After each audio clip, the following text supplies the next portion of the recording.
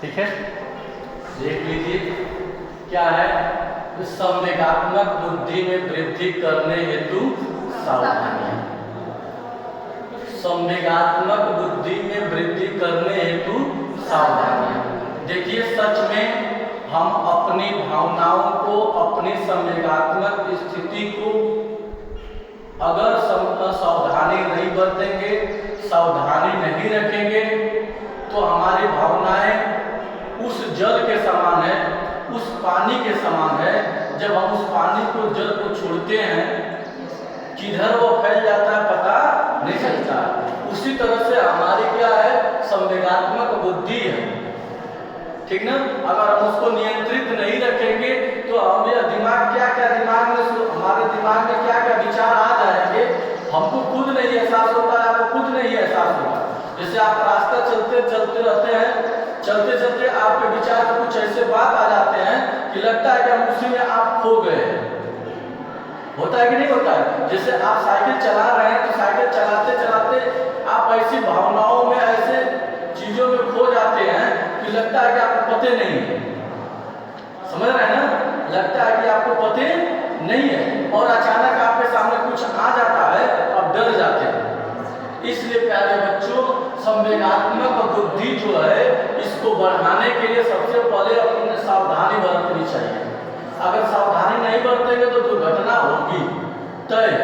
कभी कभी क्या होता है, बहुत सारी घटनाएं हैं, कहानियां बनी हुई हैं।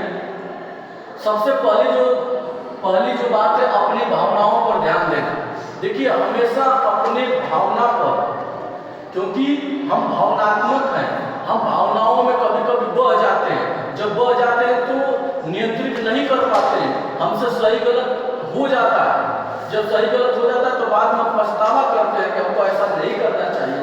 तो इसलिए प्यारे बच्चों, हमको अपनी भावनाओं पर ध्यान देना चाहिए, अपनी भावनाओं को नियंत्रित करना चाहिए। जिस प्रकार से आपको एक कहानी बता दे रहे हैं, एक गढ़ी हुई कहानी बता दे रहे हैं। देखिए, जो महिलाएं होती है वो बड़ी भावनात्मक होती है, वो बड़ी भावना की मजबूत भी होती है, बड़ी बहुत कठोर भी होती है, बहुत नॉर्मल भी होती है। एक बार की कहानी है, चूंकि आधुनिक जो परिवार है अब सिंगल परिवार हो गया, एक ही करोड़ का परिवार हो गया। वो अपने रहते हैं, उनके बच्चे हो जाते हैं, किसी एक शहर में चले जाते हैं, एक अच्छा मकान बना करके 2-3 लोग रहने लगते हैं, अपने जीवन यापन करने लगते हैं। तो उसी तरह से एक वो महिला थी, वो बड़ी भावनात्मक थी। तो अचानक क्या होता है, उसका पति जो रहता है अपना कमाने के लिए गया रहता है। जब वो वहां से दौड़ते हुए आता है घर पर दौड़ते हुए आता है, तो वो पत्नी घर में रहती है। वो पूछती है कि इतना परेशान है, क्या हुआ है, कहाँ इतने परेशान है? तो कहता है कि जानती हो, पिताजी चले गए, पापा चले गए, बाबूजी चले गए। तो वह पत्नी कहते, देखिए पत्नी नहीं कर रही, भावनात्मक बड़ी होती है, महिलाएं बड़ी भावनात्मक होती हैं। तो सोचिए कि वो समझाती है अपने पति को कि जाने दीजिए, बुजुर्ग हो गए थे, बहुत दिक्कत हो रही थी, बहुत घर पर कोई भोजन देने वाला नहीं था, लाइटिंग वगैरह के लिए बड़ी परेशानी हो रही थी, जाने दीजिए, जाने का समय था, चले गए तो ठीक है न हुआ। अब देखिए, वो पति सोचता है कि इसकी भावना देखिए कैसी है हमारे पिता के प्रति। वो कहती है कि जाने दीजिए, बुजुर्ग थे, चले गए, अच्छा हुआ, उनको भोजन देने के लिए कोई नहीं था, उनका जो सेवा बर्दाश्त था कोई नहीं कर पाता था, चले गए, अच्छा हुआ। तो वो पति कहता है कि देखिए इसकी भावना क्या है। तो वो कहता है कि अरे पगली, हमार बाबूजी ना, तोर बाबूजी अब उतना तेज रोने लगती है, इतना तेज रोने लगती है कि वही पता चल जाता है कि कैसी ये दुर्भावनाएं उन लोगों के अंदर होती। क्योंकि हमने इसलिए बात बताई कि अपनी भावनाओं पर ध्यान देना। अब देखिए, दूसरे के पिता के प्रति उसकी भावना क्या थी, आज जब अपने बाबूजी पर बीतल तो उनका भावना छटपटा गई, पूरा एकदम छीट के बाहर आ गया। इसलिए प्यारे बच्चों, भावनाओं पर हमेशा ध्यान देना चाहिए। थोड़ी सी भावनाओं में अगर हम बहे तो हमारी गलती तुरंत पकड़ी जाएगी। ठीक है। दूसरी बात क्या है, दूसरों के साथ संबद्ध होना। देखिए, हम कहीं भी रहते हैं, जहाँ जिसके यहाँ जाते हैं, जिस घर में जाते हैं, जिस विद्यालय में जाते हैं, जहाँ जैसे जाते हैं वहाँ के वैसे वातावरण में अपने आप को संबद्ध कर लेना चाहिए। अगर हम ऐसा करने में सक्षम हैं तो हम बड़े आसानी से अपना जीवन यापन कर सकते हैं। जैसे हम इस महाविद्यालय में पढ़ने के लिए आए, इस महाविद्यालय का कुछ अनुशासन है, कुछ नियम है, कुछ कानून है। अगर उन नियम कानून अनुशासन में हम अपने आप को ढाल लिए तो क्या हम पर कोई उंगली उठाएगा? इसलिए प्यारे बच्चों, हम जिस वातावरण में जाएं, जिस वातावरण में रहने का अवसर मिले, हमको अपने आप को उसमें क्या कर लेना चाहिए? संबद्ध कर लेना चाहिए। तीसरी बात क्या ध्यान देनी चाहिए? संवेगात्मक लब्धि के व्यवहारिक उपयोग। जो भी हमें व्यवहारिक बुद्धि हमको मिली है, जो भी व्यवहारिक बुद्धि हमारी है, अगर उसका सही उपयोग नहीं करेंगे तो हम कहीं न कहीं अनावश्यक परेशान होंगे, सच में परेशान होंगे। तो हमारी जो व्यवहारिक बुद्धि है, उस व्यवहार के बदौलत अपने आप को कहीं न कहीं खड़ा कर सकते हैं।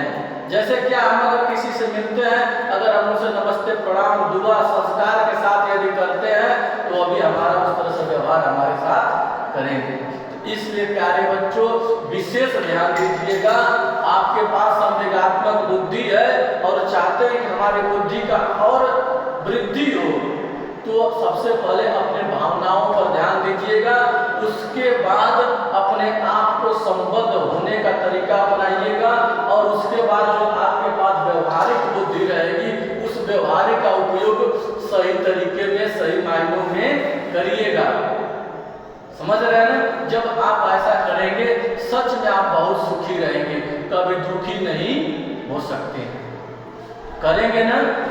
क्योंकि यह समाज जो आधुनिक समाज है, बड़ी तेज दौड़ रहा है। अगर इस तेज दौड़ में भी पीछे रह जाएंगे तो हमको कोई पूछने वाला नहीं है।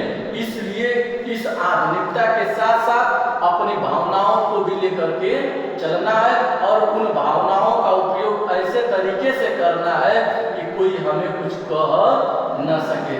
जिस तरह से हमने आपको एक कहानी बताई है ना, बताइए कि नहीं बताइए?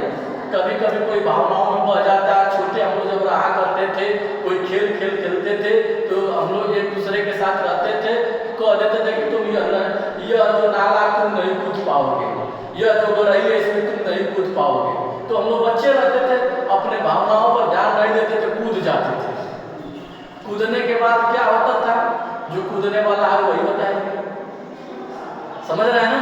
इस तरह से प्यारे बच्चों, अपने भावनाओं को अपने बस में रखना, अपने संवेगात्मक बुद्धि को अपने बस में रखना, किसी के बस में मत होना।